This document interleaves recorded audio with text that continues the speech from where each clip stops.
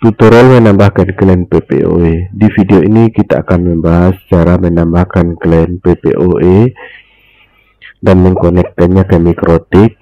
Tapi ini tidak terbatas untuk klien PPOE, teman-teman. Tutorial ini juga sama nanti jika kita menggunakan VPN. VPN-nya itu termasuk L2TP, SSTP, OpenVPN, dan PPTP. Cara menambahkannya sama. Kita masuk ke aplikasi RL Radius, kita buka menu langganan, kemudian data berlangganan, kemudian klik tanda tambah. Nah, di sini saya akan memindahkan klien yang sebelumnya sudah terkoneksi menggunakan Mikrotik, teman-teman. Kita buka Mikrotik. Di sini ada satu klien namanya Roni Hidayat, tetapi klien ini masih connect melalui secret dari Mikrotik. Kita lihat di PPTP ini, kemudian secret, kemudian kita lihat di sini ada data pelanggannya yaitu Roni Hidayat. Kemudian kita akan pindahkan ke aplikasi RL Radius, kemudian kita klik tombol cari ini. Karena datanya belum ada, kita tambahkan dulu data pelanggannya, ID-nya kosongkan saja, kemudian nama pelanggannya kita masukkan di sini, nama lengkap dari pelanggan. Nomor identitas ini nomor KTP atau SIM. Kemudian nomor NPWP, nomor pokok wajib pajak jika ada, jika tidak ada boleh dikosongkan. Kemudian nomor HP. Untuk nomor HP ini, teman-teman, ini harus bersifat unik ya. Tidak boleh ada yang sama antara satu pelanggan dengan pelanggan yang lain. Jika sudah ada, maka dia tidak akan bisa ditambahkan. Nomor HP ini juga nanti digunakan untuk login ke klien area. Kemudian alamatnya kita buat di sini.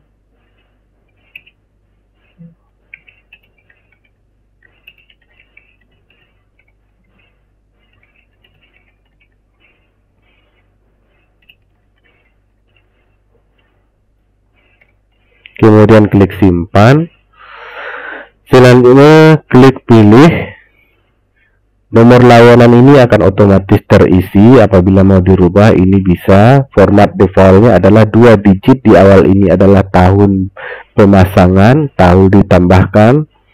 Kemudian ini adalah ID pelanggan dari sini. Kemudian 2 digit terakhir adalah nomor urut layanan dari pelanggan tersebut. Dia menggunakan layanan yang keberapa. Kalau misalnya dia berlangganan yang kedua kali, berarti nanti ini nomornya 002. Kemudian wilayahnya kita pilih default. Apabila ingin menambahkan wilayah, teman-teman bisa pilih di menu langganan, kemudian master data. Di sini ada data wilayah. Kemudian alamat pemasangan kita isi lengkap, selengkap-lengkapnya di sini, di mana alat ONT-nya nanti akan terpasang atau router kliennya. Kemudian di mapnya ini kita klik tanda ikon ini, kemudian kita tahan, kita tarik, kita geser, kita cocokkan posisinya sesuai di mana tempat ONT akan dipasang. Kemudian longitude sama latitude-nya ini otomatis akan terisi. Kemudian mitranya kita pilih, kita klik tombol cari ini, kita pilih yang sistem. Kemudian router biarkan saja all router, server all server. Jadi ini pilihan router, server, kemudian paket profil ini nanti muncul berdasarkan hak akses yang kita berikan kepada si mitra reseller bersangkutan. Address listnya ini kosongkan saja. Ini nanti kita bahas pada video yang lain karena pembahasannya ini agak panjang. Kemudian kategori layanan berarti PPP ini, kemudian username internetnya. Nah, yang ini nih kita pindahkan dari secret Mikrotik. Kita buka Winbox di menu PPP ini, kemudian secret, kemudian jika passwordnya terhide kita hilangkan checklistnya agar passwordnya muncul. Berarti username-nya Roni Hidayat, kita copy ini, kita pastikan ke aplikasi RL Radius. Kemudian passwordnya 1234567 sudah sama. Kemudian IP address, jika kita isi maka IP addressnya akan berupa statik. Apabila dikosongkan maka otomatis alias IP-nya dinamik. Status perangkatnya ini dipinjamkan, merek perangkat masukkan di sini merek perangkatnya, misalnya ini adalah ZTE F609. Kemudian masukkan SN perangkatnya jika ada, jika tidak ada boleh dikosongkan. Kemudian OLT apabila ada boleh dipilih, menambahkan OLT-nya sama di bagian master data ini teman-teman, kemudian klik bagian OLT, kemudian begitu juga ODP. Kemudian OLT phone interface kita kosongkan, kalau ada boleh diisi di sini. Kemudian ODP kita pilih. Nah, kalau ODP-nya nanti kita masukkan di data ODP ini, kemudian kita buat ODP-nya di sini. Apabila nanti sudah terpakai, dia nanti kelihatan jumlah port ODP tersebut berapa, yang sudah terpakai berapa, yang tersisa kosong berapa, kemudian lokasi lengkap dengan mapnya nanti akan ada juga. Begitu teman-teman, ini adalah defaultnya tidak ada, nomor port ODP-nya kita kosongkan karena ODP tidak ada. Tanggal registrasi ini tanggal 1, kemudian profil berlangganan kita pilih yang brown, kemudian siklus tagihan. Siklus tagihan ini ada 3 dia teman-teman. Apabila ingin tahu perbedaan masing-masing siklus, silahkan klik tanda tanya ini. Di sini sudah ada deskripsi tentang perbedaan masing-masing daripada siklus tersebut. Kita pilih di sini misalnya yang siklusnya tetap, jenis tagihannya kita pilih yang pasca bayar. Kalau prabayar berarti bayarnya di awal sebelum layanan dipakai. Kalau pasca bayar berarti pembayarannya di akhir setelah layanan digunakan. Kita pilih yang pasca bayar. Kemudian tanggal aktif ini harus kita setting kapan klien ini di tanggal pasangnya atau tanggal perpanjangannya. Misalnya kemarin dia perpanjang di tanggal 1. Kemudian kita perhatikan di sini tanggal isolirnya. Tanggal isolirnya adalah tanggal 1 bulan Desember 2022. Kita harus cocokkan ini tanggal isolirnya. Apabila kurang cocok, kita rubah tanggal aktifnya ini bisa tanggal 10. Ini bisa diubah-ubah. Nanti tanggal isolirnya ini akan mengikuti daripada tanggal aktif ini. Di sini kita buat aja tanggal 1, berarti nanti invoice-nya akan keluar tanggal 24 bulan 11. Sementara sekarang tanggal 29 bulan 11 2022, berarti ketika kita simpan data ini nanti invoice-nya akan langsung keluar. Nah, kemudian harga proratanya terisi otomatis, komisi resellernya juga terisi otomatis. Nah, di profil ini kan kita memasukkan komisi invoice yang paket bronze ini adalah 20.000. Kenapa komisi resellernya tetap 0? Karena si mitranya kita pilih yang sistem. Apabila kita pilih yang lain resellernya, maka akan ada komisinya. Misalnya Budi Hartono ini kita pilih yang bronze, maka akan muncul komisi untuk resellernya. Di sini kita ubah, kembalikan ke menjadi sistem. Kemudian ini bronze, kode unik ini adalah kode unik untuk pembayaran otomatis via transfer bank.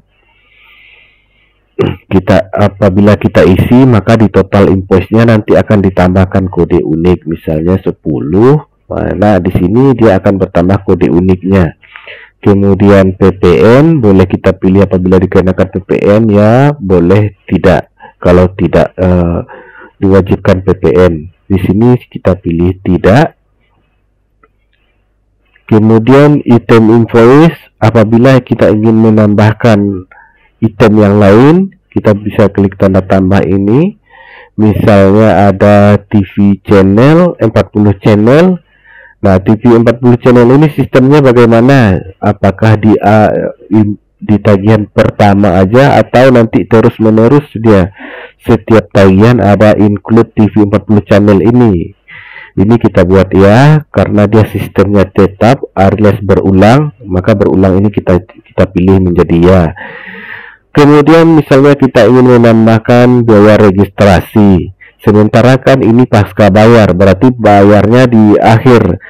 Kemudian yang biaya registrasinya kan harus dibayarkan di awal atau di depan, maka kita tidak tambahkan dari sini, dari item ini, tapi nanti kita buat di menu billing, kemudian menu invoice unpaid, kemudian kita buat invoice. Nah, masukkan nomor layanannya di sini, nomor layanan yang ini dia teman-teman. Kemudian nanti buat itemnya, biaya registrasi. Nah, tanggal terbitnya ini kita buat hari ini.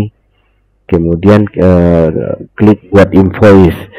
Nah, seperti teman-teman, berarti nanti invoice untuk registrasinya dia langsung keluar hari itu. Sementara untuk invoice profil bulanannya ini nanti menyusul, yaitu di akhir sebelum tanggal isolir.